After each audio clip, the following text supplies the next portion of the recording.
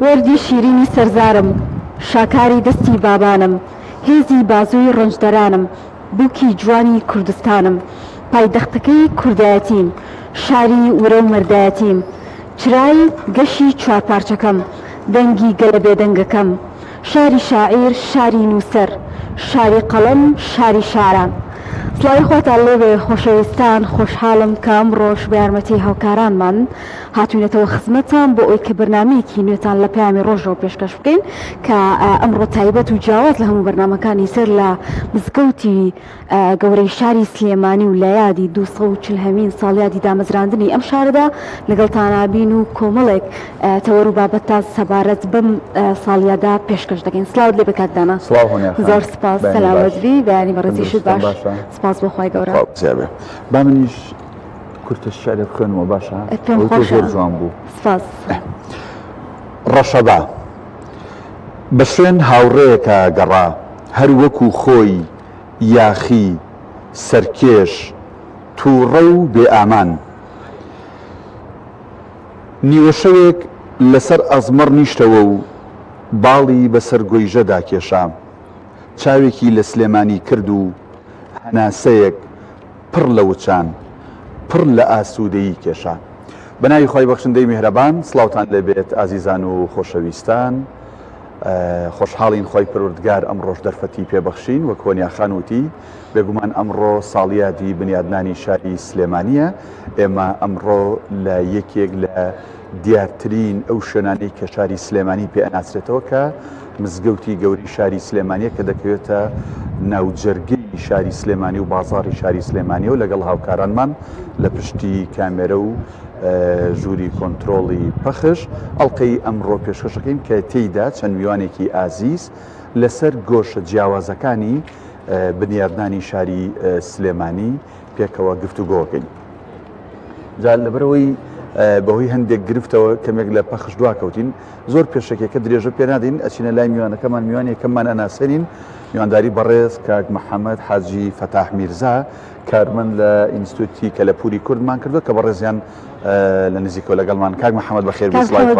سپاس بۆ ئامادەبوونت. بەناوی خوای گەورە و میهرەبان سپاس بۆ ئەم دەرفەتە پێشەکی پیرۆزبایی لە دانیشتوان و خەڵکی شاری سلێمانی یەکەم وەک ئەرک و ئۆباڵێکی ئاکاری و مێژووی ئەمەوێت کە لەم ڕۆژەیە ڕەحمەت و ڕێز بنێرم بۆ گیانی پاکی ئەوانەی کە ڕۆژێک لە ڕۆژان بەردێکیان خستۆتە سەر بەردێک بۆ ئاوەکاری و ئاوەدانی لەم شارەیە.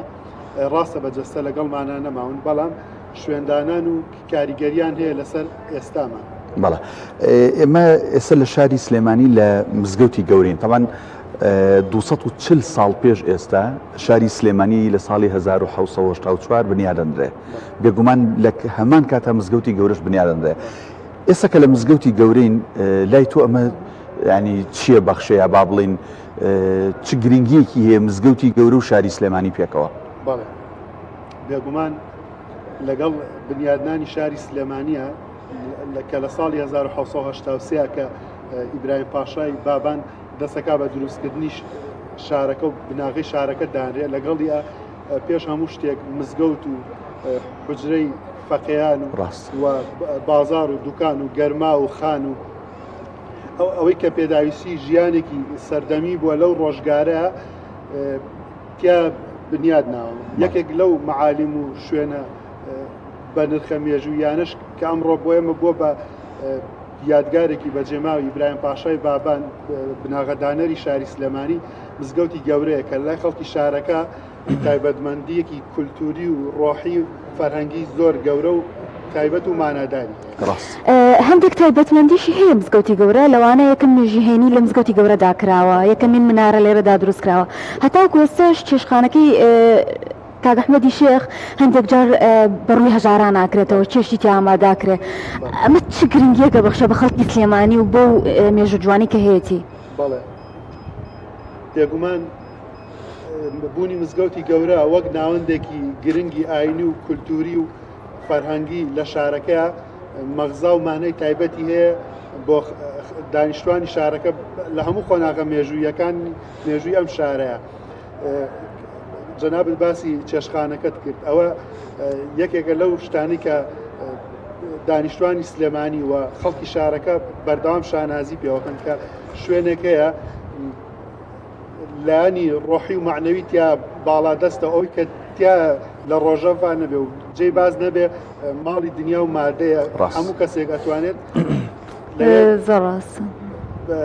نان بخوادوە بەبێ بەرامبەر ئەوەش بەشێک فەڵی خوای گەورەیە وەک حاجی کاک ئەحمەدی شێخ ڕەحمەتی خوای لەبێ ڕۆڵێکی گەورەی هەبووە. ئەگە بینە سەر مێژووی دروستبوونی ئەم شارە بنیادنانی ئەم شارە من حەزەکەم طبعا ئەگەر لەسەر شاری سلێمانی کاک محەممەد قسە بکەین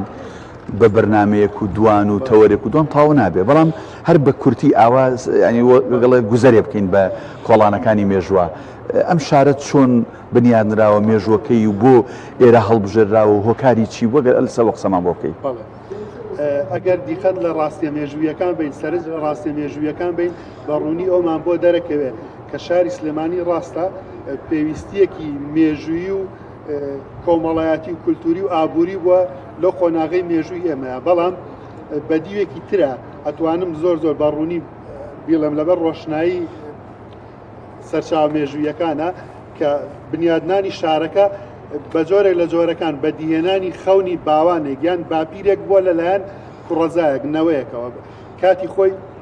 لە سەرەتای گرەی پێنجەمی سەدەی هەژدە واتە لە ساڵی 1950 بەدواوە کەڵکەڵە و ویست و خەون و خواستی دروستکردنی شارێک هەبووە لە لای خوا لە خۆشبوو سلێمان پاشای بابان باپیری ئیبراهیم پاشای بابان بەڵام وەک ئەڵێت کە بای ئەجەلیەت و نەماوی ژینی هەڵەکەنێت لە یەکێک لە شەوەکانی ساڵی 1965 لەلایەن فەقێ ئیبراهیم ناوێکەوە لە قەڵاچۆلان ئەفروژرێت سلێمان پاشا ئەم خەونە لەگەڵ خۆیان باتە ژێر خۆڵەوە بەڵام 10 ساڵ دوای ئەو بەروارە لە ساڵی 1985 یەکێک لە کوڕەکانی کە مەحموود پاشای بابان و مامی ئیبراهیم پاشای بابانە سەرای سلێمانی بنیادەنرێ سەرای سلێمانی بنیادەنێ و 18 ساڵ دوای وەفاتی سلێمان پاشا ئیبراهیم پاشا کە کوڕەزای ئەوە ئیبراهیم پاشا کوڕی ئەحمەد پاشای سلێمان پاشای بابانە بناغی شارێک دانێ و خەونەکەی باپیری بە جۆرێک لە جۆرەکان بەدیهێنێ بێزگەلەوەی کە باست کرد بە چەند قۆناغێکی تریشدا تێ ئەپەڕێ ئەم قۆناغانە چۆنەڵی چۆن گەشیسن چۆن گەشت بەم ئاستی ئێستا بەڵێ لە دوای بنیادنانی شارەکەەوە چەند ماڵێکی پیشەوەر ینی با بە ورتر بیڵم زۆر جار سەرنجێم بە پەرش و بڵاوی یان بەبێ دیقەت ئەوترێ چەند بنەماڵە گەورەترە لە ماڵ چەند ماڵێک بوون کە پیشەوەر بوون چەند ماڵێکی پیشەوەر لە شارەکانی سنە کامیاران کرماشان بانە و لە بەری مەرگەشەوە چەند ماڵێک گێنە سلێمانی ئەوانە بن بە بناغی چۆنڵی بە هەوێن و بناغی شارەکە و دەستڕەنگینی و تایبەتمەندی کولتوری خۆیان هەبووە بۆیە شارەکە زۆر فرەڕەنگ و فرەدەنگ و هەمەڕەنگ بووە کە دروستبوونەکەی و دواتر بە تێپەڕبوونی کات و سات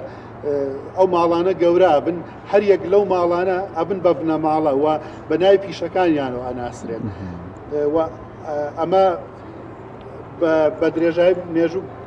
ئەم شارە لە گەشە سند بۆ نمونە توانی چەند نمونەیەکمان لەو ماڵە و بنەماڵانە پێ بڵێ یا لەو پیشانە پێ بڵێ کە سلێمانی پێناسراوەتەوە حەزەکەم باسی پیشەکان کەم بنەماڵەی سەراجەکان قەزازەکان عەلافەکان ئەوانەی کاری فرۆشتن و فرۆشتنی گەرم و جۆ و دانەوێڵیان کردووە و بوتابچیەکان و چەندین بنەماڵی تر دەباخچیەکان ئەوانەی ئیشی سابوونیان کردووە بەڵێ سابوونچیەکان بەڵێ خۆم ینی خۆمیش خۆم خانە و خۆم لێرە وانە خۆمچەکان پێگییان هەبوو بەڕاستی لێرانش بەڵێ و سلێمانی کە مستەڕیج لە ساڵی 1920 کە گاردێکی ئینگلیزە لە بەغاوە بە گەشتێک گێت و گەشتەکەیەکە بە بیرەوەریەکانی نووسێتەوە لە گەشتەکەیگا بە گەژنامە کە ئێستا خۆشبەختانە بە زمانی عەرەبی و ئینگلیزی و کوردیش هەیە باسی دانیشتوانی سلێمانیەکە کە لەو وەختەیە بە تێکڕا نزیکی 20,000 کەس بوو. زۆر باشە لە ساڵی 1920 زۆر باشە. سلێمانی کە ئەوترێ هەر دروست کراوە کۆڵی بۆ پایتەخت دروست کراوە ینی هەر سەرەتا پایتەختی میرنشینی بابان بووە. دوایی یەکەمین دەوڵەتی کوردی کە لە باشووری کوردستان مەلیک مەحموود ئێستا گۆڕەکەی لە پشتی ئێمەوەیە دامەزرێ، هەر پایتەختەکەی شاری سلێمانیە. بۆ سلێمانی هەڵکەوتەی سلێمانی هەر کە بنیا دەنرێ کە دروست دەکرێت کە لە دایکە بێ بە پایتەختی لە دایکە بێ. بەڵێ وەک پێم وتی شارێک بۆ ینی لە پێکهاتەکە تایبەتمەندێکی زۆر جیاوازی هەبووە لە چوارقوڕنەی کوردستانەوە لە چەندی شوێنی کوردستانەوە هەم لە ڕۆژهەڵاتی کوردستان باشووری کوردستانیشەوە خەڵک هاتوونەتە شارەکە. ئەمە وەک تایبەتمەندێکی پێداوە کە کراوەتر بێ و باسی حکومەتی مەلیک مەحموود کرد. مەلیک مەحموود خۆی لە سلێمانی لای خواجە ئەفەندی مناڵەکانی لە قۆناغی مناڵیە خراوەتە بەر خوێندن لە حوجرەکەی خواجە ئەفەندی، ینی شارێک بۆ بەردەوام چۆن نەڵێیت کە ئاوەدانی و ئاواکاری تیا بووە هاوتەری بەوە خوێن و خوێنەواریشتیا برە و باوی هەبوو. بۆی هەرکەدا مەزرێ بە مەڵبەندێکی بازرگانی و ڕۆشنبیری دادەنرێ ئەم شارە. ئەمەش بەهۆی ئەوەیە کە ئەم بنەماڵانە دەست پێشخەر بوون لەوەی کە پیشەسازی دەست پێ بکەنەوە، ئەمەش ڕوویان بکاتەوە بە گەشەسەندن لە شارەکەیە. بەڵێ تێگەم جەنابەت چیە فەرمووی لەو کاتەشە هەر لەسەر ئاستی دنیا بەتایبەت لە ئەوروپا شۆڕشی پیشەسازی هەبووە، شۆڕش بڵێ پیشەسازی برە و باوی هەبووە، بۆ سلێمانی دابڕاو نەبووە لەوە و ئێستا لە بەڵگەنامە مێژوویەکان لە سەرچاو مێژوویەکان زۆر بەڕوونی چەندین بەڵگەنامەمان هەیە کە لەگەڵ وارشۆیە لەگەڵ ئەوروپا لەگەڵ مۆسکۆیە عیلاقاتی بازرگانی هەبووە لەگەڵ ئەسفەهانە. زۆر باشە. ئەگەر بینە سەر بابەتی ئەدەبی، ینی ئەدەب کایەکی دانەبڕاوە بەڕاستی لە شاری سلێمانی، ینی بۆ نمونە زوو شعریا بە فارسی نووسراوە شاعیرەکانی کورد یا بە عەرەبی نووسیوانە، نالی ئەم ڕێچکەیە شکێنەیە شعر بە کوردیە نووسێ و هەندێک لە هاوڕێکان یا هەندێک لە شاعیرەکان بەوکو بڵێ سەرزەنشتێکن بۆچی بە کوردی نووسی، چۆن ئێستا هە بۆ نمونە کە مناڵێک لە مەکتەبێکی تورکیە فەڕەنسیە جوزانم ئینگلیزیە خەڵک بە نەوعێکی تر سەیرەکانی ئەمە زۆر مهمترەوە لەوەی مناڵە لە قوتابخانەیەکی کوردی بێن. من حەزەکەم باسێکم لە بابەتی ئەدەب و شاری سلێمانی بۆ بکەی. بەڵێ دەگومان نالی خۆی لە شاری سلێمانیە لە دایک نەبووە، بەڵام وەک پێم وتی بۆی کراوەی شارەکە هەموو دەنگ و ڕەنگە جیاوازەکانی لە خۆی گرتووە و لە ئامێز گرتووە. نالی لە گوندی خاک و خۆڵ لە شارە زوو لە دایکە وەک لای هەموو لای ئاشکرایە کە مەلاخدر کوڕی ئەحمەد شاوەیسی مستەفا بەگی قەرەوەیسە لە بەرەی ئاڵیبەگی تیرەی مکایلی عەشرەتی جافە، بەڵام کە هێتە سلێمانیەوە لەوێ بەر دەنگ و ڕەنگە ئەدەبیەکانی ترەکەوێت لە شاری سنەوە پیاکی خانەدان یەتە سلێمانی نای حاجی ئەحمەد بەگی سەحەب قڕانە بێ، ئەویش دوو کوڕەزایە بێت، یەکێکیان ئەو ڕەحمان بەگی کوڕی حەمە بەگی حاجی ئەحمەدی ساحب قڕانە کە نازناوە شعرەکەی سالمە، ئەوی تریان مستەفا بەگی کوڕی مەحموود بەگی حاجی ئەحمەد بەگی سیاگوێزە کە پێوترێ کوردی کوڕی مامی یەک بوون لەگەڵ نالی شاعیرە سێ کوچکەی بابان دروستەکەن یان ئەبن بە سێ جەمسەر لە دنیای ئەدەبی ئێمە. من بە ئەمانەتەوە ئەوایژم کە ئەگەر نالی و سالم و کوردی نەبووایە زۆر جار لە خۆمە پرسم، ینی ئەگەر ئەوان نەبوونایە دنیای وێژە و نووسینی ئێمە لە ئاست دنیای وێژە و نووسینی میلەتانی دەرو دراوسێ و نەتەوە سەردەستەکانە چەند هەناسە سوار و دەستەنگە بوو. فەرموو بەردەوام. لێرە ئەمەوێت شتێک بڵێم کە باپیری سالم و کوردی ڕۆڵی گەورەی هەبووە هەم لە خزمەتکردنی سوپای بابان و هەم لە بنیادنانی مزگەوت و حوجرە. مزگەوت یەکەی ئێستا لە سلێمانی مزگەوتی حاجیحانی پێڵێن لە بنەڕەتان مزگەوتی حاجی ئەحمەد بەگی ساحەب قڕانە کە لە سنەوە هاتوون، بەڵام لە گۆکردن و بێشکردنە لەسەر زاری عامی و عوام بووە بە حاجیحان. باوکی سالم تەنانەت پێڵێن حەمەبەگی قەرەجەهەنم. قەرەجەهەنم دەیەکە لە دەوروبەری شاری سنە لە ڕۆژهەڵاتی کوردستان، هەرچەند کوردستان هەمووی هەر یەک پارچەوە سنوورانە دەستکردن. هەموو ئەم توانە ئەدەبی و دەنگ و ڕەنگە جیاوازانە لە سلێمانی کۆبنەوە ئەوەی کە لێ دەرەچێت کە هەمومان ئەم ڕۆشانازی پێوەکەین کە قوتابخانەی ئەدەبی بابانە و ئەبێ بەڕێچکەیەک بۆ دوای خۆشیان نزیکی 25 ساڵ لە دوای ڕوخانی میرنشینی بابان کە لە 1950 بە تەواتی میرنشینی بابان نەڕوخێ و قایمقامێکی تورک بۆ سلێمانی دانرێ هەر لە ناو بنەماڵی سەحابقڕانە نەونەمامێکی ئەدەبی تازە چرۆکە و سەردەرێنێت ئەحمەد بەگی کوڕی فەتاح بەگی حاجی برایم بەگی مەحمود بەگی حاجی ئەحمەد بەگی سەحابقڕان کە لە دنیای ئەدەبی ئێمە پێوترێ حەمدی شاعیر و حەزەکەم ئاماژە بۆش بکەم کە بزانین کاریگەری ئەم بنەماڵە خوێنەوارانە چەند بۆ لەسەر دنیای وێژە و نووسینی ئێمە تەنانەت کە وەسمان پاشای حەمە پاشای جاف داوای دەستی کچێکی ئەو بنەماڵەیە کات کچێکی حەمید بەگی قادر بەگی مەحمود بەگی حاجی ئەحمەد بەگی سەحابقڕان کە نای عادیلە خانمە ئەویش هەر لەو بنەماڵەیە باپیری باوکی برازای کوردیە و ئامۆزای سالمە دواتر ئەوش دوو کوڕیە بێکە ئەحمەد موختار جاف و تاهیر بەگی جاویانی کاریگەریەک گەوران هەبووە لەسەر ئێمە کێسا لە تیڤۆ دەرەکەوین ئەگەر بگەڕێن و بۆ مێژوو ڕاگەیاندن و میدیا لە کۆنا لە ڕۆژنامەوە لەسەر هەڵدانی ڕۆژنامە و چاپەمەنیەکانەوە دەستی پێکرد و سلێمانیش ڕۆڵێکی گرنگی هەبوو لەمە ئەمە مێژووی ئەمەیان چۆنە کاک محەممەد یەکەم لە سەردەمی عوسمانیەکانە لەبەر عوسمانیەکان دەوڵەتی عوسمانی دەوڵەتێکی مرکزی بووە ئەوەی کە لە ئەستەمبوڵا بۆ خۆی بەڕەوابینیوە بۆ خەڵکی شارەکەی بەڕەوابینیوە حەزی نەکردووە پەخش بێ بۆ ویلایەت و سنجق و لیواکانی ژێر دەسەڵاتی بۆیە هیچ چاپخانەیەکمان نییە لەو زروفە لە کوردستانە لەو خۆناغە مێژووی ئێمە بەڵام لە دوای لە بەرەبەری کۆتایی جەنگی جیهانی یەکەمە کە دەوڵەتی عوسمانی لاوازە بێ ئەڕوخێت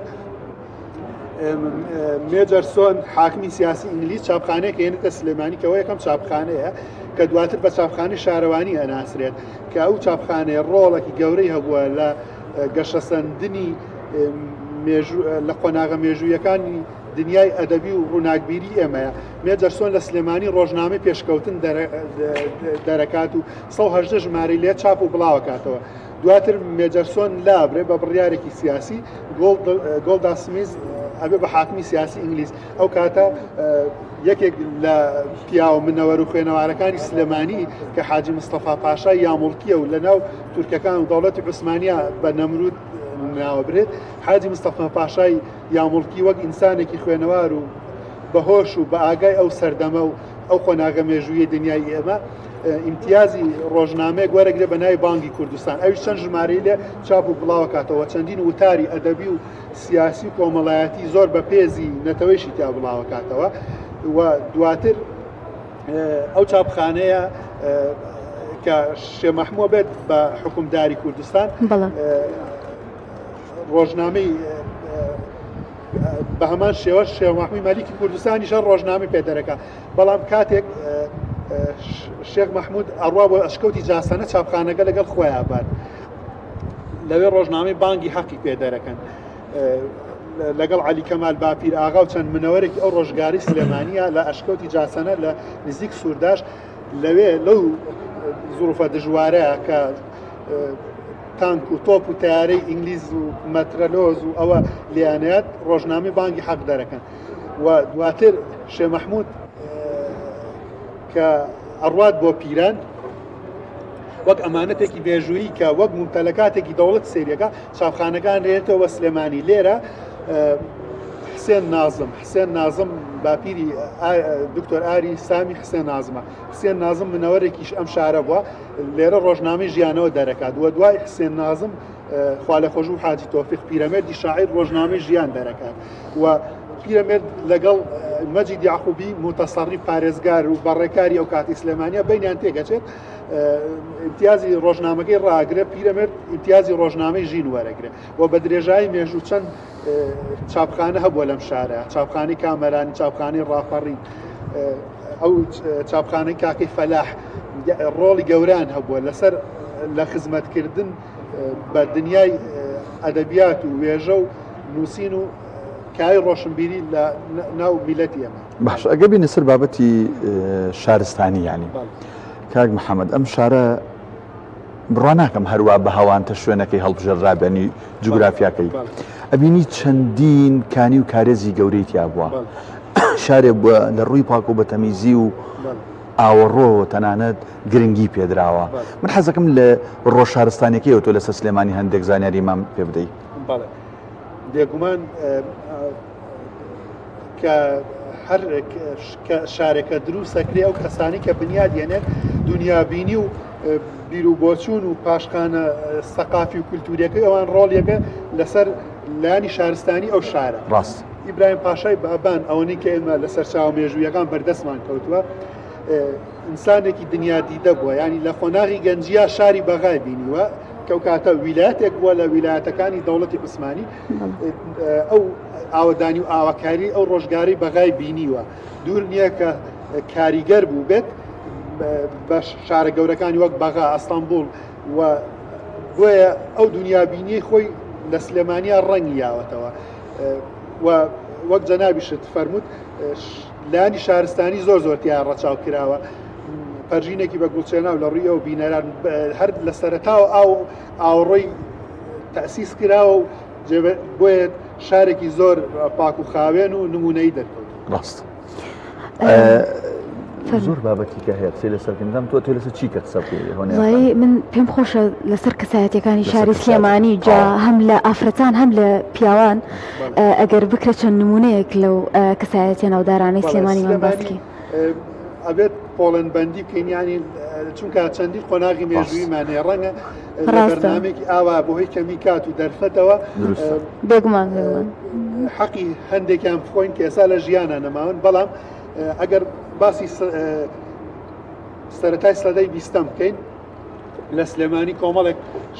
شخصیاتی تیا بووە کە شایانی وە بیرهێنانەوەن و جێگەی شانازین بۆ میلەتی ئێمە و ئەمڕۆ زیاتر بایەخ و گرنگیان نەزانرێت وەک لەو ڕۆژگاری کە خۆیانە تیا ژیاون لە کای ڕۆشنبیریا بڵێ بۆ نمونە مامۆستا جەمال عیرفان کە بەداخەوە ئەو لە بارودۆخێکی ناخۆشە تیرۆر کراوە ئەوە خاوەن قەڵەمێکی زۆر جوان بووە لەم شارە و سعید کابانمان هەیە کە پەروەردەکارێکی زۆر زۆر گەورە بووە لەم شارەیە یان خزمەتێکی بەرچاوی بەکایی خوێندن کردو لەم شارەوە لە بواری خزمەتکردن بە زمان و کولتورە مامۆستا تۆفیق وەهبی و لە پاکردنەوەی زمانی کوردیە لەو خەوش و هەڵە و پەڵانە مامۆستا ئیبراهیم ئەحمەد ڕۆڵی گەورەی هەبووە کاکەی فەلاح وات چەندین کەسایەتی تر ئێستا وەک کەسایەتی کۆمەڵایەتیش بڵێ حەمەی ئەو ڕەحمان ئاغا عیزەت بەگی وەسمان پاشای حەمە پاشای جاف و چەندین منەوەری تر لەم شارە هەبوون هەر کایەک بگریت لەم شارە بەدەیان و سەدان کەسایەتیمان هەیە کە شایانی ئەوەن ڕۆڵیان بەرز بنرخێنێ مامۆستا ئەمین زەکی بەگ کە جێگەی شانازیە بۆ کوردووە زۆری تر کە ئێستا ڕەنگە لەم دەرفەتە لە ئافرەتەکان هیچ باس نەکرد لە ئافرەتەکان بەڵێ چەندین ئافرەت هەبووە کە جێگەی شانازین ئێستا ئەنجومی یاموڵکی هەبووە کچی مستەفا پاشای یاموڵکی یاموڵکی زۆر زۆر جێگەی شانازی فەخر بۆمەوە میلەتی کورد حەبسەخانی نەقیب هەبووە و لە چەندین ئافرەتی تر کە ئێستا ڕەنگە ئێستا ناوی هەنێکیان بڵێم بەدر بێ لەوانی تر کە ڕۆڵی گەوریان هەبووە لە پێشکەوتنی لایانی کۆمەڵایەتی خەڵکی سلێمانی و پتەوکردنی شیرازە و تەون و تەکوینی کۆمەڵایەت. ڕاستە دەم پێم باشە لایانی دەرهێنەر وابزانام کاکتۆری هاتووە کاگاریان ئەگەر وردە ئەویش داخلی ناو بەرنامەکە بێ لەگەڵ قسەکانی ئێمەیە بۆی چونکە چەند دقەیەک دواکەوتین با بێنە سەر ئەو زیندوێتی شاری سلێمانی لە بواری ڕامیاری سیاسیا هەی بووە ئەنی شاری سلێمانی هەمیشە ئەوکەوتە سرک بووە هەمیشە مەڵبەندی شۆڕشەکان بووە هەمیشە پشتگیری شۆڕشەکانی دەرەوەی خۆی کردووە هەمیشە بە گشت داگیرکارەکان ناچوەتەوە لەم ڕۆ من ئەمێ کاک محەممەد قسەمان بۆ بکەیت. بەڵێ سلێمانی نەگوڵم لە یەک قۆناغی مێژوویە تەنانەت لەو ڕۆژانی ڕوخانی ئەمارەتی بابان مێنشینی بابان لە ساڵی 1950 بە تەواوەتی ئەحمەد پاشای بابان دەسەڵاتەکەی لە دەسێ و قایمقامێکی تورک بۆ سلێمانی دانن خەڵکی ئەم شارە هەستی بە غەدر و غۆبنێ کردووە کە لێی کراوە لە ڕۆڵێکی مێژووی کە لێی سەندراوەتەوە لە تایبەتمەندیەک کە هەی بووە و لێی زەوت کراوە. بۆیە بە درێژایی قۆناغە مێژوویەکان لەلایانی ڕامیاریە وەک جەنابت فەرمووت شارێ بووە خەڵکەکەی سرک بووە و سەریدانە نەواندووە بۆ وێنە عەزیزبەگی ئەو ڕەحمان پاشای بابان جوڵانەوەی کە کات لە گرەی شەشەمی سەدەی 19 واتە 10 ساڵ زیاتر دوای ڕوخانی مێنشینی بابان لە پیرمەسوور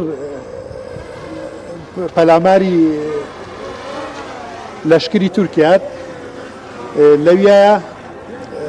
کاتێککە دەوڵەتی عوسمانی بۆ وانە بەڵێ بەڵێ لە پیرمەسوور شارێکی قورسە بێوەست سالمی شاعریش شعری هەیە بەو بەهانە و بۆنێەوە کە زۆر بەڕوونی باسیەکان وە دواتری ژیانی لە هەموو قۆناغە مێژوویەکانە زۆر جار سەربازی زۆرە ملیان نەکردەوە دەوڵەتی عوسمانی نەبوون بە بەشێک لە سوارەی حەمیدیە کە دەوڵەتی عوسمانی بە زۆر دروستی کردووەوە لە دوای جەنگی جیهانی یەکەمیشەوە بەردەوام خوان سەرۆکایەتی خوان کردو یعنی خوان نوێنەرایەتی خوان کردو ئیدارێکی خۆسەریان هەبوو بۆ وێنە کە خەڵکی سلێمانی چووە بۆ شەڕی ڕووس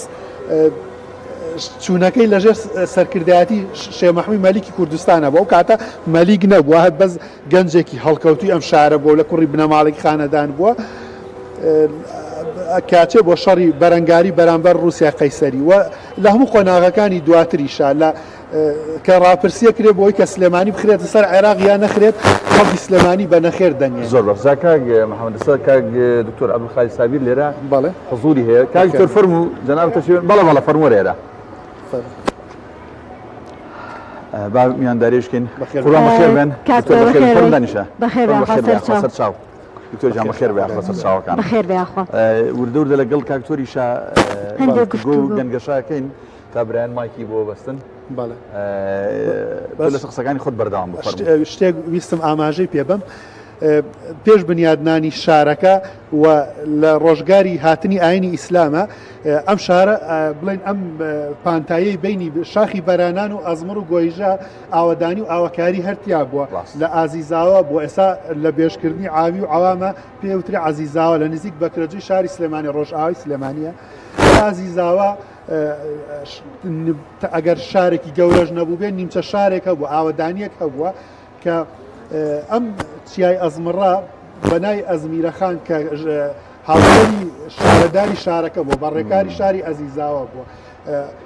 ئەزمر بۆ ناونراوە ئەزمر بەنای ئەزمیرەوە ئەزمیرە خوشکی فەڕوخشایە کە لە بێموشە بووە لە بەری مەرگا هاوچەرخی خالیدی کوڕی وەلید بوون کە هاوڵی پێغەمبەر بە درودی خوای لێبێ لەو ڕۆژگارە کە هاتووە بۆ کوردستان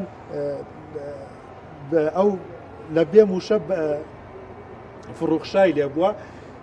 و ئەزمیرە خوشکی ئەو بووە ئەم شاخی ئەزمڕەش بە ناوی ئەو جاگە مایکەبی بە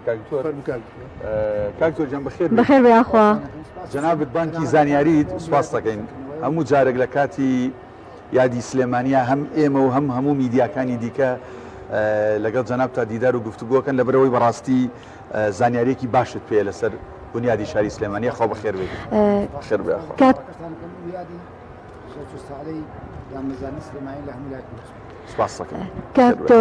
وەکو خۆت چیت هەیە بۆ ئەم ساڵیادا و بۆ مێژووی سلێمانی کێکە لەو شارانەی ناسراوە بە شاری هەڵمەت و قوربانی شاری ڕۆشنبیری ئەو نازناوانی کە هەیەی باسێک لە مێژووی شاری سلێمانی بکەی گرنگی ئەم شارە بۆ بەڕێستان سەبارەت بە دامەزراندنی سلێمانی و شاری سلێمانی کە لە 1970 دامەزراوە نەک 1970 وەکو لە هەندێک لە شوێنان باز دەکرێت هەندێک سەرچاوە نەخێت چونکە میرانی بابان لەو کاتا بڵێم ئیبراهیم پاشای بابان کە کاتی خۆشی لە بەغدا بووە تا ئەندازەی بیرۆکەیەکی وەرگرتووە کە هەست کاتێک بوتم ببێتە میری نەنشینەکە چونکە باوباپیرانی میر بوون ئەبێ پایتەختێک دروست شارێک دروستکە ببێت کە بە بە کەڵک بێ مەسەن لەو کاتان لە بەغدا بۆ شارێکی گەورە بووە کە چۆن پایتەختی دەوڵەتی عەباسی بووە ئەم بیرۆکانە هاتۆتە مێشکی یەک تۆزمایکە نزیکێتەوە هاتۆتە مشکی برایان پاشاوە لە کاتێکا کە دەبێتە میر کەو کاتە لە قەڵاچوالان بۆ قەڵاچوالان بە کەڵکی ئەوە نەهاتووە ببێتە پایتەخت کە بۆشە پایتەخت لە دوای ماوەت ئەوە بە شێوەیەکی کاتی بووە کەڵک ناتوە من لەسەرەوە بپ لەبەر دووسێەوە یەکێکیان زۆر دۆ تەنگەبەرە چکەوە بە پایتەخت نابێ زۆر بچووکە دووەمیان کەوتبووە نێوان ململانەی دوو دەوڵەت عوسمانی و قاجاری هەندێک جار چووکە نزیکی سنوور بووە لە هێری قاجاری و لە ناشۆکە ئەم منتیقەی ئێرە سەر بە دەوڵەت عوسمانی بووە ئەو هەندێک شەر کەوتبووە نێوان ئەو ناوچەیەوە لەوێ شاری قەڵاچوالان کە پایتەخت بووە تووشی زیانێکی زۆر بووە چی گیانی وەچێ مادی لەبەرەوە ئیبراهیم پاشا ئەفو ببورن چەند جارێک بەناوی ڕاوشتیواوە دێتە سلێمانی سەردانی سلێمانی ئەکات تاوان ئەو کاتانە گوندی مەڵکەندی هەبووە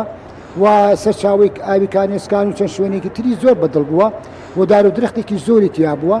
بیرۆکەیەکی تر هەیە وتوتی باش ئەم شارە کە من بیکەم بە شار شورای ناوێ چونکە لەو کاتانەدا چ لە ئەوروپا و چ لە ئاسیاشدا و بە تایبەتی ڕۆژوڵاتی ناوەڕاستە کە ئەم ناوچەیە گرێتەوە یا ئاسیای نزیک ئەمانە کە شارێک دروست کرا بە شوران بکردووە بەڵام سلێمانی ئەفو شورای نەویستووە لەبەر ئەوەی چەندین گردیتیایە لەم گردانەدا پێکێکی سەرباسی یا قولەیەکی سەرباسی بۆ پاسەوانیدا دەرێت ئیتر پێویستی بە شورایەکی دەست بووە بەڵێ شورایەکی سروشتیوە پێویستی بە بەوە نەبۆ شورادا بنرێ تەمەن ئەوە شان هەر کردووە مەسەن لە گرد سلێوان لە شوێنی ئێستای بڵێن مەزارگەیشتە معرفین و دۆر بەر و هەندێک میری بابانیش لەوەیە لەوایە ئەوە قولەی سەربازی لێ بووە لە هینە ڕعایە لێ بووە هەندێک شوێنی تر هەیە لە خوارەوە لێ بە گردی ئابڵاق لێ بوو ئەمانە هەمووی قولەی سەربازی بوون کە کەوتونەتە دەرەوەی با بڵێن پایتەختەکە کە سلێمانی بووە ڕاست زۆر باشە بۆ باست لەوە کرد گومان هەیە یا با بڵین ڕاجایی هەیە لەسەر ئەوەی ئایا ساڵی 1970 یا 83 یا 81 ئەمە فاق بۆتەوە دکتۆر ئەمە هەر تاهینم کردا بەردەوام بمایە لەسەری ساڵی ئەمە هەمومان نەزانین هەر شارێکی نوێک کە دروست ئەکرێت ببێتە شوێنی حکومڕانی دەبێت بینای هەبێت ئەخۆ ئەو حکومڕانیە لە شوێنە کۆ بۆ شوێنێکی تر ناچێت دەوار هەڵبا ئەبێ بینا دروستکە لەگەڵ بینادا ئەبێ چیکە دروستکە خانوو دروستکە بۆ دار و دەستەکەی بۆ ئەو خەڵکانی کە ئەیانەوێت لە بێنە ناو ئەم شارە نوێەوە ئەو خەڵکانێک کە کاتی خۆی بابلێن بۆ نمونە قەڵاچوالان کە پایتەخت بووە ئەو لەوێ بانگشەیەکی کردووە ئەوەی دێت دیارە ناویان نووسیوە خوێنەواری تێدا بووە ئەوانە دێن ناوەکانیان نووسراوە لە بنەماڵەکان و اینجا لەگەڵەوەشە دوکان و بازاری دروست کردو چونکە ئەو خەڵکەی کە لێەوە هاتووە کۆمەڵێکیان پێشەوە بوون بۆ دێتەرەوە نابێت بچێتە دەوارەوە ڕاست و ناوچێکی ساردیشە دوکان و بازاریان دروست کردووە لە سلێمانیدا دوکان و بازارەکان زیاتر کەوت بووە خوان مزگەوتی گەورە بەڵام بەلای سۆڵە قەسەکەی تۆفی قەزاز بەرەو خوارەوە ئوتێل فەرەح و حەوزە و شەکە و ئەو ناوە دوکان و بازاریان دروست کردو بەڵام بە کەمی چووکە لەوێ ماڵیشی زۆر تیا بووە تەنانەت ئێستا هەندێک دوکانەیە خۆی کاتی خۆی ماڵ بووە بە تایبەتی بەرامبەر حەوزە و شەکە بەڵێ اینجا ماوەتەوە سەر ئەوەی کە سلێمانی کە ئەوەیان بۆ کردووە بە 3 ساڵ ئەمە تەواو بووە تەنانەت بێجگە لە بینای سەرای سلێمانی کە یەکنهۆم ئێستا کە بە دوونهۆمی کراوە هەڵەیە تەبان خۆی یەکنهۆم بووە لە سەردەمی بابانەکانە تەنانەت لە سەردەمی حکومڕانی شێخ مەحموودی حەفیدیشدا هەر یەکنهۆم بوو دوونهۆم نەبوو وێنێ و کاتەمان لایە یانی دکتۆرە تۆ بڵێ 81 دەست پێ کراوە بڵێ حتا تەنانەت لە نزیکی سەراوە بە دووری 50-60 مەتر دەبۆکە کێساڵن دەبۆکە تەمە دۆکە وشتێکی ئەوە تورکیا لە دەبۆکە سەربازگان دروست کردووە میرانی بابان ئەو سەربازگەی بۆ پاسەوانی سەرای سلێمانەیە کە شوێنی حکومڕانیە بەدەوێت سەربازێکی لەبێ ئەوە ناپێگەکانی قولەکان جیاوازەوە لە دەرەوەی شارەکەی ئەمە بووە بە 3 ساڵ تەواو بووە بەڵام گواستنەوەکەی لە قەڵاچوالان و بۆ سلێمانی کە دوای 3 ساڵەکە 1964 ئەو گواستنەوەیە من قسەشمان کردووە 3 ساڵ لەمەوە پێ لە ئەنجومەنی پارێزگای سلێمانی کۆبوونەوەی کرابانیان کردین ئەوە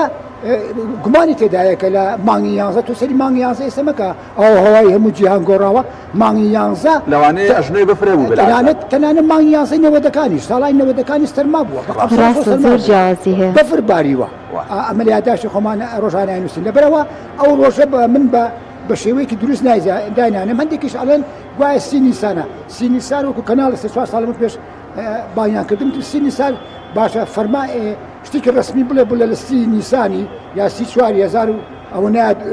پایتەخت گواسراوەەوە منەڵم ڕاستەکەی گوا بەڵگەنامێ وا بووە میرانی بابان کە خوێنەواری تیا بووە بەی شێوەیەک خوان ئاماژیان بە دروستکردنەکەی نەداوە ئەوەی ئاماژە بە دروستکردنەکەی داوە زیاتر ئەو کەسانن کە مێژونوس بوون لە عراق ژیاون ئەوانی بابان کە خۆ دەفەرموویت وەرواژ بۆ خوێنەوار بوون بۆ ئەم دەستپێکە ئەم مێژویان تۆمار نەکردووە ئەوە کێشێکی نەک میرانی بابانە کێشێکی زۆربەی منیشتینە کوردەکان بەو شێوەیە زۆربەی منیشتینە کوردەکان ساڵی دامەزراندنیان دروست نییە ئەوەشی کە هەیە هەمووی تەقدیریە بەس گواستنەوەکە تەواوە 1970 لە قەڵاچۆلان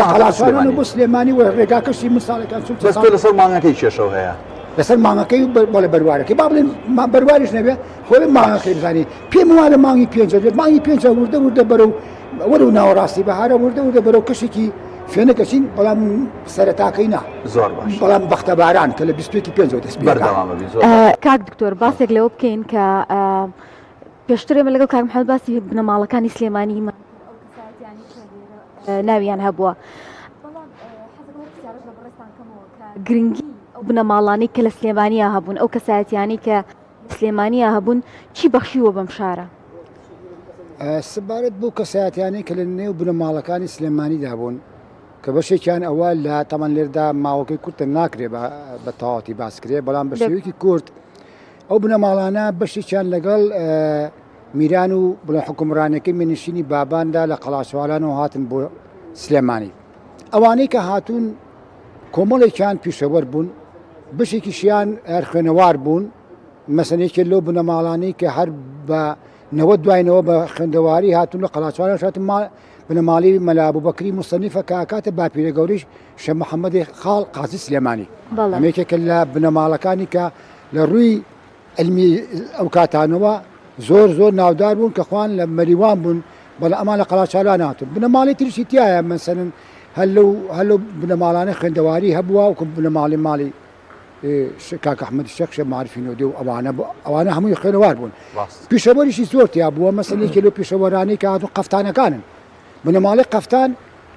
لە قەڵاچوالان بوون لەگەڵ میرانی بابان هاتون قەفتان جۆرە بابلوک پاڵتۆ نییە هینێکی ڕەشە ئەوە ئێستا پێڵن ڕۆب هین وایە بە شێوەیەکی بەڵام لە چرم دروستەکرێ ئەوە قەفتانە ئێستا هەر لە سلێمانیا و قەفتانانە تا ئەسەژنەوەکانیان ماونەتەوە مەسەنی جۆڵایی هەر لەوێش جۆڵا بوون و هاتونتە سلێمانیش هەر جۆڵاییان کردووە چەندین پیشەوەری تری تیا بووە ئاسنگەری و دارتاشی ئەمانە هەموو پیشەی تریش هەندێک پیشەش هەیە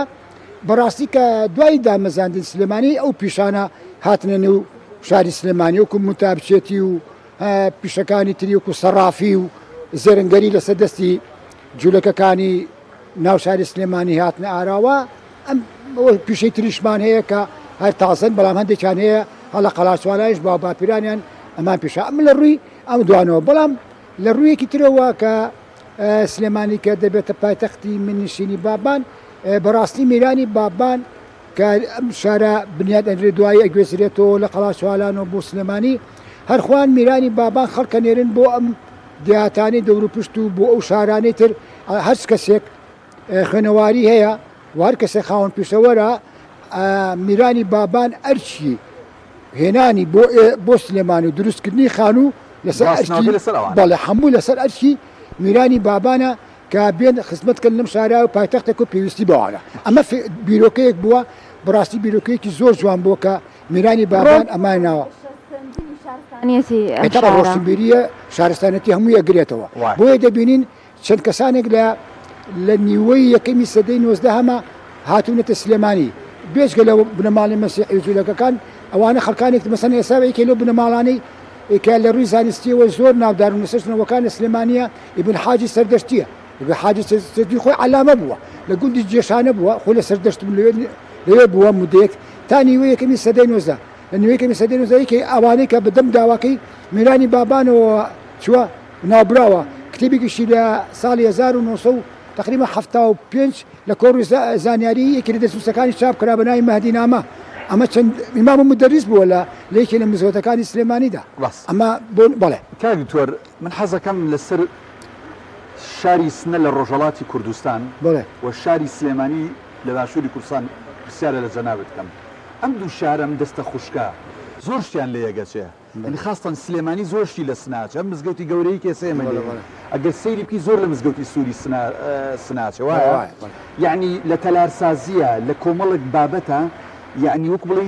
سنە شاری سنەی ڕۆژەڵاتی کوردستان سەپۆرتێکی گەوری شاری سلێمانی بۆ لە بنیادمانە وایە بەفعلی بەڵێ من نهات مەسە تەلارسازی و شێوازی دروستکردنی خانووەکان بەس ئەوەی شێوازی نەکەمێنە دروستکردنەکەی و ئەوی گواستنەوەی پایتەختەکەەوە بۆ شاری سلێمانی لە قەڵاشوالانەوە لە تەمەن میرانی بابان ئێمە ئەزانی کە لە قەڵاشوالان بوون لەو کاتانەدا چەندین وەستا و کەسانی خوێنەوار و ئەوانەی کوردستانی ڕۆژهەڵات لەوێ بووە لە بانا لە سەردەشت لە سنە تەنان لە کرماشان سە بنەماڵێکمان هەیە کاتەخۆی لە کرماشانەوە ڕۆشتن بۆ قەڵاچوانیان لێشەوە هاتوون بنەماڵی خەندانێکێکە لەو بنەماڵانە خەڵکی وازانی بەڵێ لە کرماشانەوە بوون و ئەمانە کوردانی کرماشانن کێسەکانە چەندین نووسەر و چەندین پیاوی ناوداریان تێ هەڵکەوتووە لە سلێمانیا و پیاوی سەربازیشان تێ هەڵکەوتووە ئەمە یەکێک لەو بنەماڵانە لەبەرەوە دەبینین کە میرانی بابان هەست سێرەکەن کە وەستاکانی شاری سنە و شاری بانە دەستێکی باڵانەیە لە بینایە ئەو وەستانە دێنن لە 1970 بۆ 1970 بەڵام ئەو وەستانەتر هەندێکیان ناگەڕێنەوە بۆ قەڵاشوالان یا بۆ شاری خوان لێرە ئەمێنەوە سەر نەوان هەیە بڵێ ئێستا نەوان هەیە لێرە بەناوێکی تری بەناوی هۆزێکی ناوچەی سنەوەی لێرە هەمانەوە حەت بە وەستاش ناویان دەرکردووە بڵێ وەستای بڵێ دەستەخۆ بجا ئاماژە بدەین کە زۆربەی خانوەکانی شاری سنە شاری سنە و سلێمانی لێکەچن جگە لە مزگەوتەکان زۆربەی لێکەچێ دیوارەکانی خانوەکان 2 مەترپانە ئەوی سەقف شتەکانی و شێوازی خشتەکەی و شێوازی ئەو هینەکەی بەرهەیوانەکەی کەواتە تەلارسازی سنێ هاتۆتە ئێرە بانۆ سینە کاریگەریک زۆر لەسەر تەنانەت تەبرێزیش زۆر باشە جامە کاک محەممەدمان زۆر ڕاگرتەوە دو پرسیارێک ئاڕاستەیەکی نیتر جەنابەت ئیزنەدەین و ئەچینە خزمەت جەنابی مامۆستا مەلا محەممەد حوسێن پێشنوێژی مزگەوتی گەورە با لە مێژوو گەڕین بین ئێستا جەنابەت ئێستا کارمەندی لە ئینستیتوتی کەلەپوری کورد ئەم ئینستیتوتە ئێستا ئیشی چییە لە سلێمانی و ئێوێ چی لەسەر کەلەپور و لەسەر شاری سلێمانی بکات؟ بەڵێ ئینستیتوتی کەلەپوری کورد دامەزراوەیەکی ناحکمی بووە ساڵی 2002 دامەزراوە بە هەوڵ و کۆشی مامۆستا مەسەری خالقی وەک هەوڵێکی تاکە کەسی بووە و بیرۆکەی خۆی بووە بەڵام هەموو شتێک کەوتووە سەر نێت کە ئینسان کە دەستایەتە کارێت نێتی چۆنە لەبەر ئەو نێتە کوردانە و نیشتیمانی کە هەی بووە ئێستا بۆ بە دامەزراوەکی گەورە لە شاری سلێمانیە ناوەندە سەرەکیەکەی لە کەرکووک و لە دهۆکیش ئۆفیسمانەیە و لە هەولێر و کەرکووک نوێنەرمانەیە و شاری سلێمانی چیەکەن؟ بەڵێ لەسەر شاری سلێمانی هەموو ئەو کولتور و کەلەپورە مادی و معنەویی کە ئەم شارە هەی بووە ئێمە ئیش لەسەر ئارشیفکردن و بە دیجیتالکردن و ناساندنیەکەین بەنەوەکانی ئایندا و هەچ توێژەرانی بیانی زۆر جار کە زیاتر ئێمە ئەوانی کە سەردانی ئێماکە خەڵکێکی نوخبە و دەستەبژێرە ئەوانی کە خەمی کولتور و فەرهەنگیانێ جا کورد بەیە بیانی بێت بە خۆشحاڵیەوە لە خزمەتیانین و ئەرکی ئێمە ناساندنی کولتور و شوناسی کوردەوە هەوەیەک نازنامێک بۆ کورد دروستکەین کە کورتکەیە زۆر بەڕێز محەممەد حاجی فەتاح میرزا کارمەند لە ئینستیتوتی کەلەپوری کوردی سوپاس بۆی لەگەڵمان بووین ئێمە سوپاس دەکەین میوانداری زۆر سوپاس منیش خۆشحاڵ بووم سوپاس بۆ بەڕێستان ئەرکتان کێشا و لە کۆتایی ئەمە یەکشت بڵم بە کورتیە گەربانی و داخەش بێت باسی شاری سنە و سلێمانیت کە سنە و سلێمانی ینی لە کۆنەوە پەیوەندێکی هاودڵی و هافکری هەبووە لە بینیانە کە زۆر ئاستەمە لێکیان جیاکەیتەوە کاتێک کە خوسرەوخانی ناکام نەخۆشەکەوێت دنیای فانی بەجێڵێت و ئەگەڕێتەوە بە لای خوا بەردیوانی خوا مەستورەی ئەردەڵانی لەگەڵ میرزا عەبدوڵای ڕەونەق کەمامێتی مەستورە خانم یەنە سلێمانی و هەردووکیشان لێرە کۆچی دوایەکەن ئێستا گۆڕ و گوڵکۆکەیان لە گردی سەیوانە زۆر خۆشحاڵ بووم ئەرکتان کێشا زۆر سپاس محەممەد جان فەرموون مامۆستا جان فەرموون تەشریف بێنە خواحافظ دەخوال لەگەڵ.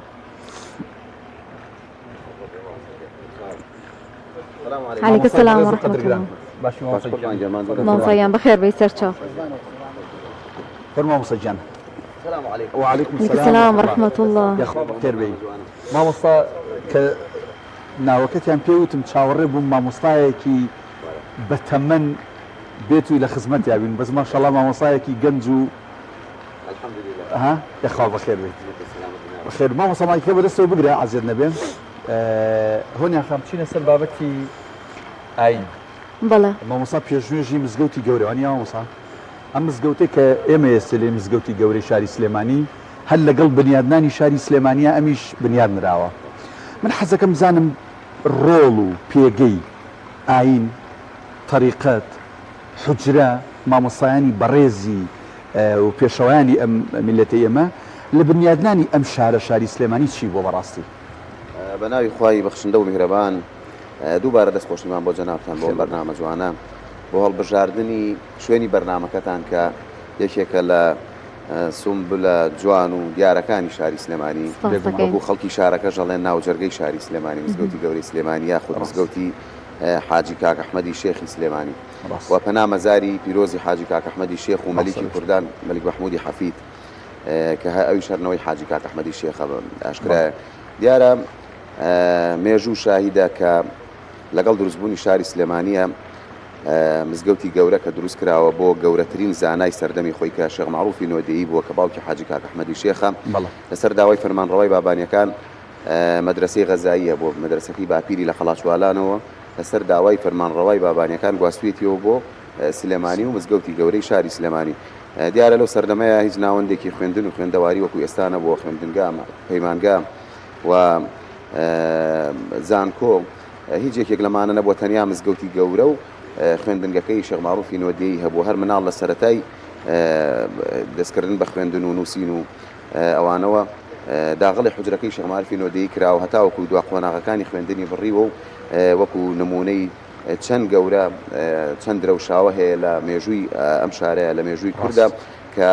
مەدرسەکەی شێخ معروفی نۆدەیی کە لە مزگەوتی گەورەیە بووە چەندین زانای گەورەی پێگەیاندووە و دوا قۆناغەکانی خوێندنیان بڕیوە و ئەوانیش گەڕانەوەتەوە منتیقەکانی خۆیان چ لە ناوەوەی کوردستان و چ دەرەوەی کوردستان ئەوانیش مەدرسەیان داناوە و بەڕێچکە و ڕێبازی کاک ئەحمەدی شێخ و شێخ معروفی نۆدەیی خزمەتیان کردووە لە منتیقەکانی خۆیان. ئەمە لە ڕووی خوێندن و خوێندەواریەوە چەندەها زانای گەورە و بەناوبانگی پەروەردە کردووە ئەم مەدرسەی شێخ معروفی نۆدەیی کە مێژوو کە کورد شانازیان پێواکە لە ڕووی مرۆڤ دۆستیەوە حاجی کاک ئەحمەدی شێخ نەیویستووە مزگەوتی گەورە تەنیا پێک بێ لە حوجرە و پێک بێ لە شوێنی عیبادەت و خواپەرستی بەڵکو بە درێژایی مێژووی ئەم مزگەوتە حاجی کاک ئەحمەدی شێخ چێشخانەیەکی خێری تیا دامەزراندووە کە ئێستا لە ئێستایە ڕۆژی 1000 کەس ئیستیفاداکە 1000 لە فەقیر و هەژار و بێنەوە خەڵکی ڕێبوار کە ڕۆکەنە ئەم شارە لە چێشخانە خێرەکەی حاجی کاک ئەحمەدی شێخ وەکو ئێستای بینن ڕۆژی خواردنی 1000 کەس دروست دەکرێت لە هەمان چێشخانەی حاجی کاک ئەحمەدی شێخ کە دامەزراندووە لە سەرەتای دروستبوونی ئەم شارەیە. هەروەها لە ڕووی سەقافیەوە لە ڕووی خزمەت بە مێژووی ئاینی پیرۆزی ئیسلام و هەم عولەماکانی کە خزمەتیان کردووە بە علومە ئیسلامیەکان شێخ معروفی نۆدەیی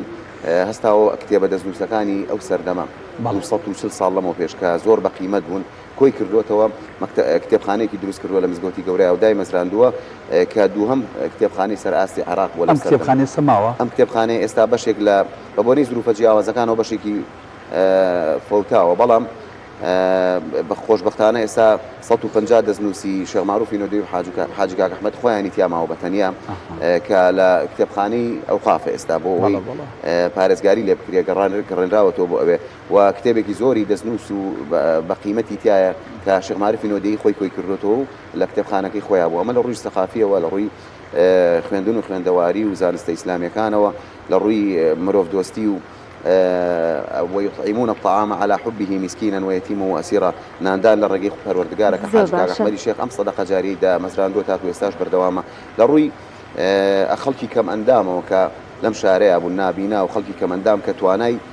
پیاکردنی بژێوی ژیانیان نەبوو. حاجی کاک ئەحمەدی شێخ یەکێک لە موریدەکانی لە هندستانەوە هێناوە کە حافظ قورئان بووە، هەموو قورئانی پیرۆزی لەبەر بووە. لێرە دایناو ئەم نابینانی کۆ کردوێتەوە، حوجرەی بۆ کردوونەتەوە و مەسرەفی کێشاون بۆ ئەوەی بتوانن هەموو قورئانی پیرۆز لەبەرکەن.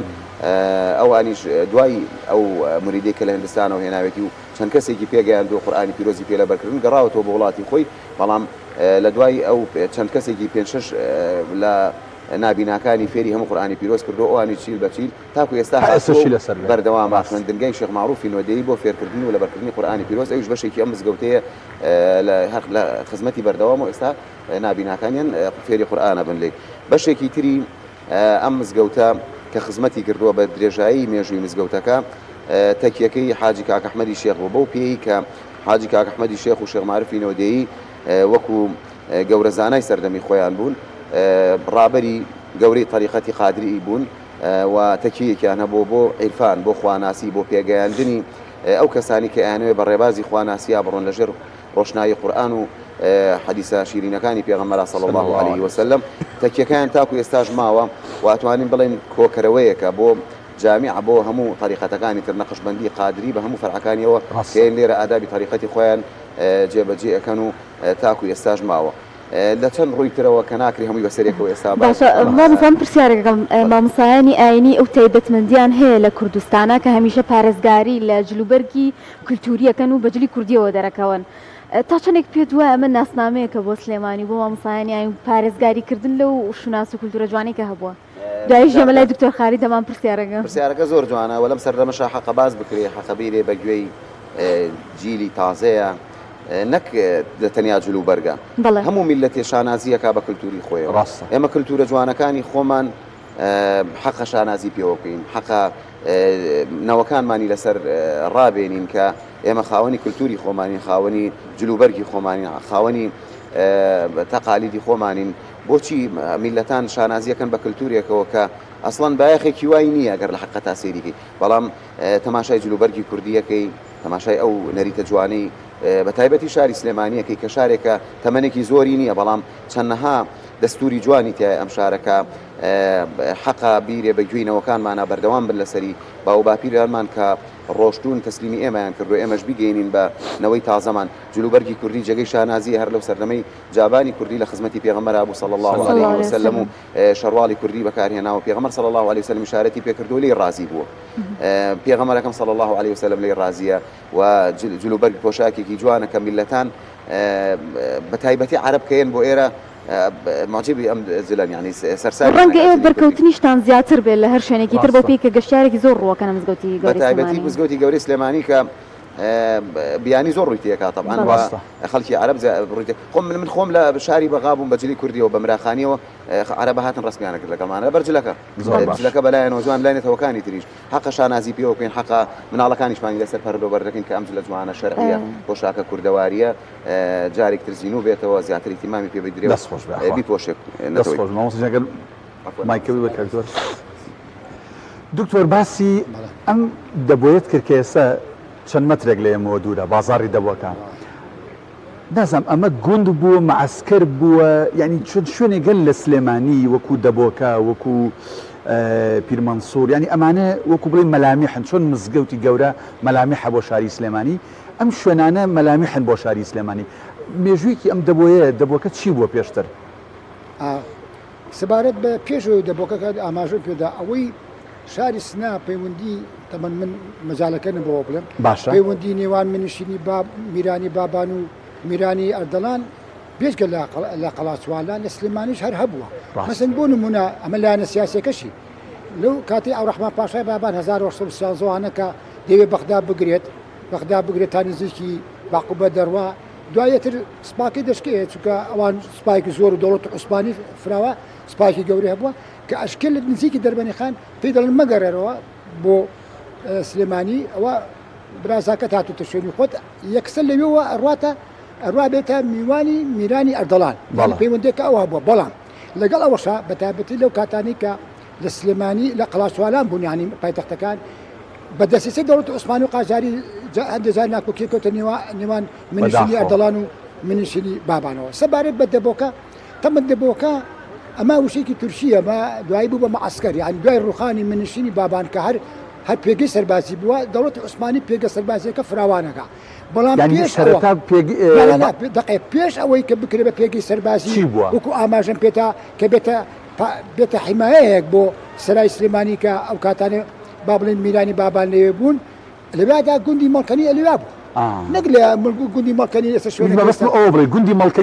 مەڵکەنی لەویا بووە دوایی 6 ماڵ بووە میری ئیبراهیم پاشا و محمود پاشای مامی فەرمانە دەن کە لەوێ خامیان بۆ دروستکردنەوە شوێنی ئێستا ئەوە گردش بووە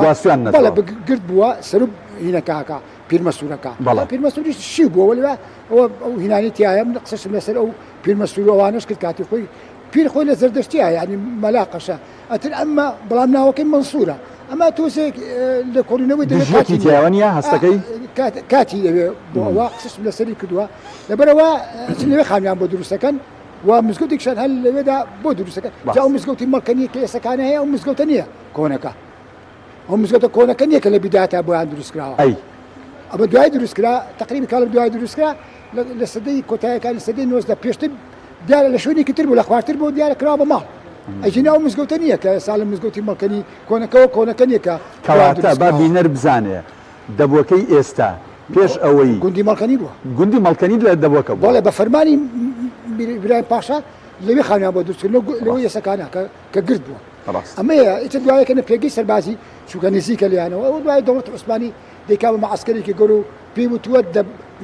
معسکەر دەبۆسی کاک دکتۆر ئەو پرسیارەکەم پاراستنی شوناسی کوردایەتی لە شاری سلێمانیە چۆن بووە بۆ پێی کە نالی شعرێکی هەیە لە خۆ ئەلفازم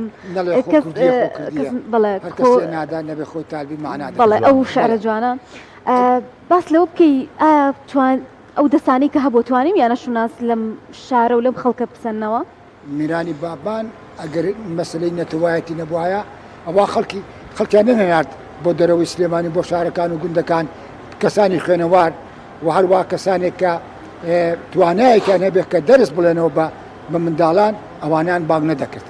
کە هاتوونتە سلێمانیش کە ئەوی مام و دەریسانان بۆ هەموو شتێکیان بۆ تەرخان کردوون لە هەر شتێک کە دانەوێت اینجا لە بوارە ڕۆشنبیریەکەش باەخێکی زۆریان ناوە بە بواری ڕۆشنبیری کاڵین بوارە ڕۆشنبیرەکە خوێندنە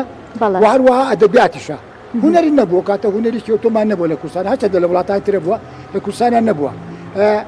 ئەم باەخدانان وای کردووە کە هەندێک لە شاعران بێجگەلەوە کە خەڵکی سلێمانی من وەکو مستەفا بەگی کوردی و سالم و ساحەب قەران یەکێکی وەکو نالی کە خەڵکی کوردی خاک و خۆڵ و شاران بە خۆشەویستی سالم و بە مستەفا بەگ و خۆشەویستی میرانی بابان و باەخ پێدانەکەی بەوە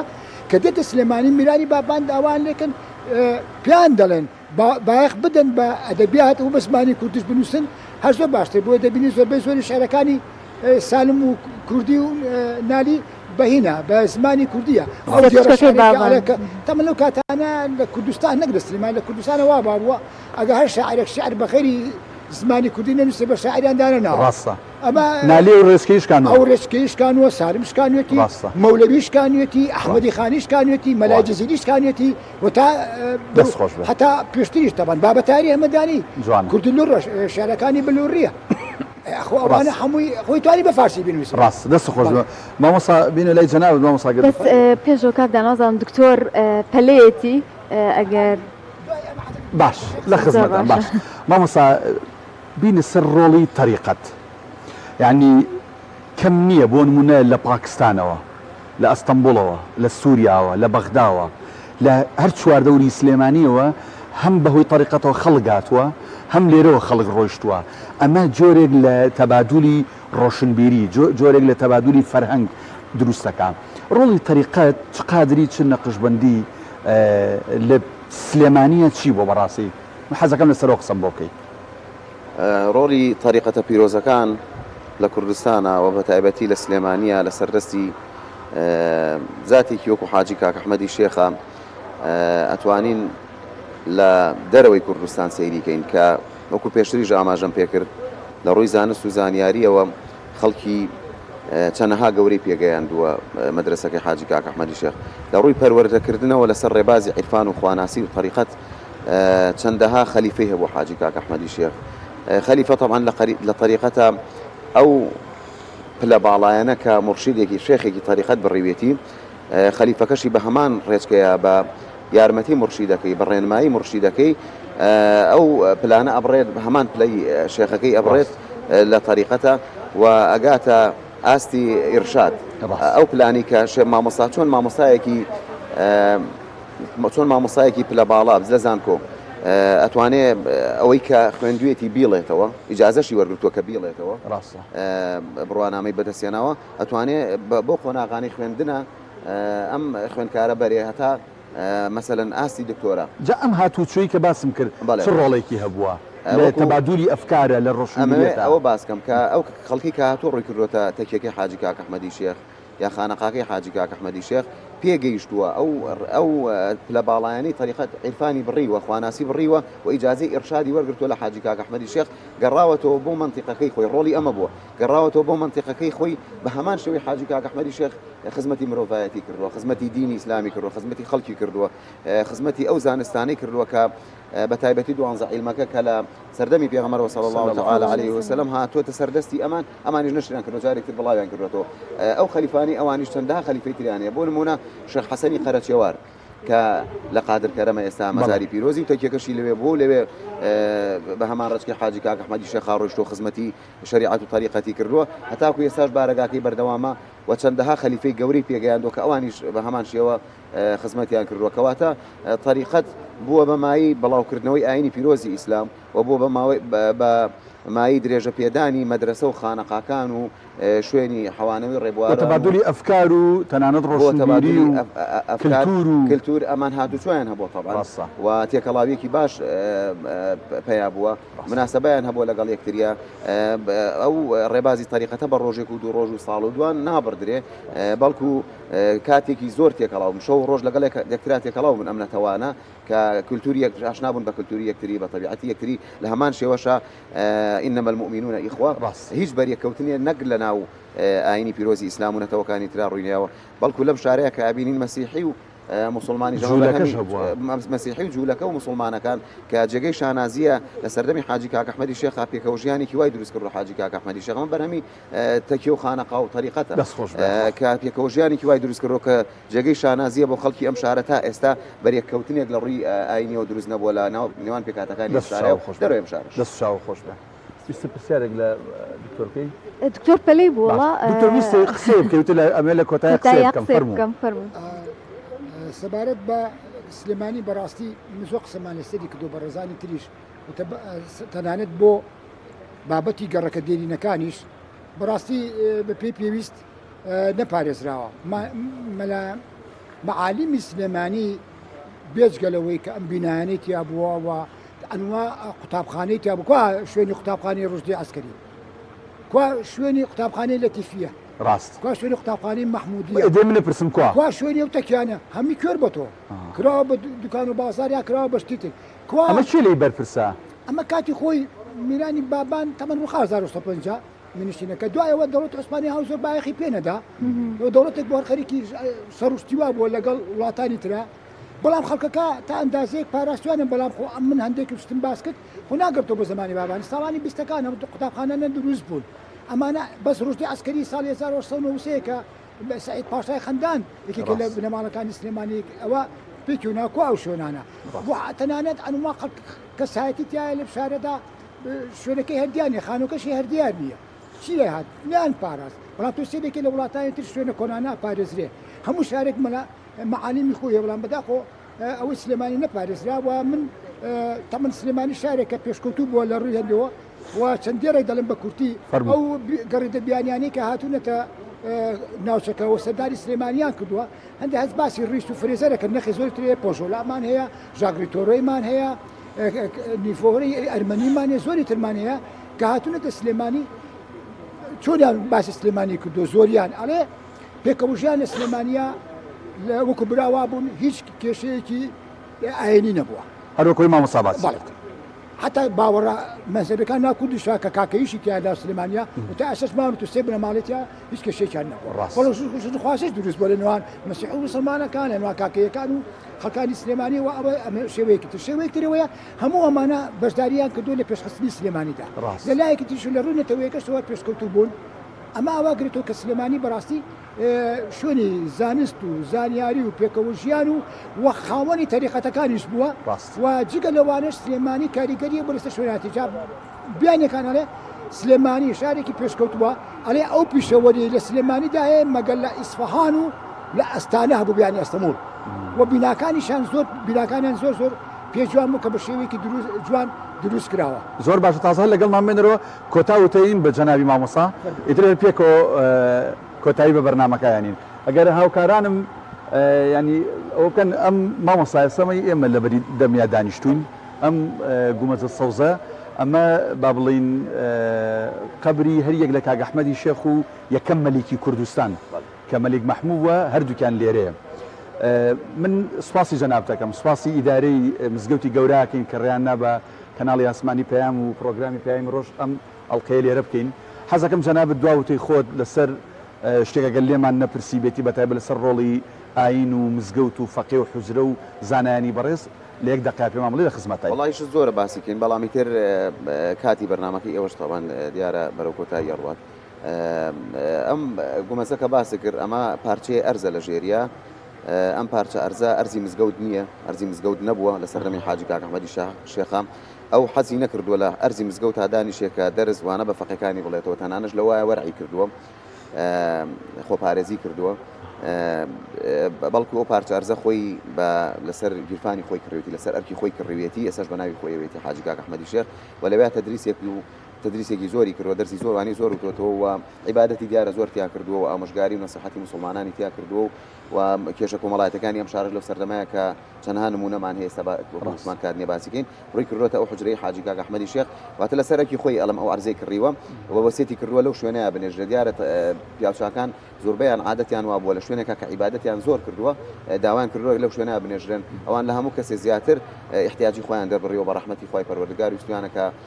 خوا ڕەحمیان پێ بکا ببنی ئەو عیبادەتەوە کە کردویانیان ببنی ئەو خزمەتەوە کە کردویانە بەڵکو خوا زیاتر بەزی پێیان نابێتەوە و لەو پارچە ئەرزەیە کە ئەرزی مزگەوت نییە مەلیکی کوردستان کە لە سەرەتای بیستەکانی سەدەی ڕابردووە شێخ مەحموود ئەویش هەر دەرچووی قوتابخانەکەی حاجی کاک ئەحمەدی شێخ توانین بڵێ مەدرسەکەی حاجی کاک ئەحمەدی شێخ کەڵە پیاوی وەکو مەلیک مەحموودی پێگەیان کە بۆ نیشتیمان پەروەری و بۆ نەتەوایەتی و بۆ کوردایەتی ئینسانە بێ چاوی لێ بکات هەموو سیاسەکانمانە بە چاوی لێ بکەن ئەوی شەر لە پەنا حاجی کاک ئەحمەدی شێخ و لە ژێر ئەو گومەزایان نێژراوە ئێمە زۆرە بێڵێن وەکوت کاتێکی جەنابتان کە فەرمووتان کۆتایی ببێنن دەستخۆشیتان لەکەین و بە ناوی مزگەوتی گەورەوە دەستخۆشیێکی ترتان لەکەین بە ناوی سەرپەرشتیاری مزگەوتی گەورە کاک شێخ محەممەدی شێخ سالاری حەفید کە ئەم بەرنامە جوانەتان پێشکرد لە زۆر بەڕێز شاری سلێمانی مامۆستا مەلا محەممەد حوسێن پێشنوێژی مزگەوتی گەورە مامۆستا دکتۆر عەبدولخالید سابیر سپاس بۆی کە لەم پرۆگرامە تایبەتە لەگەڵمان سپاسانەکەین ئەزیزان ئێمە لە ساڵیادی 240 ساڵیادی دامەزراندنی شاری سلێمانیەوە پامی ڕۆژمان پێشکەشکردن کە ئومێد دەکەین ڕۆژێکی باشتان هەبێ و سووتان لەو زانیاریانە وەرگرتە بێ کە ئەمڕۆ تایبەت بە ساڵیادەکە بەسمان کرد بە هیوای ئەوەی کە هەموو لاکتان سەلامەت بن خواتان لەگەڵ سپاس بۆ هاوکارانمان لە پشتی کامێرە و برایانی دەرهێنەر و برایانی ستافی ڕاستەوخۆ SNG دیکۆر سپاس بۆ وڵایەک دووبارە سپاس بۆ ئیدارەی مزگەوتی گەورەی شاری سلێمانی تاڵقەیەکی نوێ لە پرۆگرامی پەیامی ڕۆژ بەخواتان ئەسپێرین خواتان لەگەڵ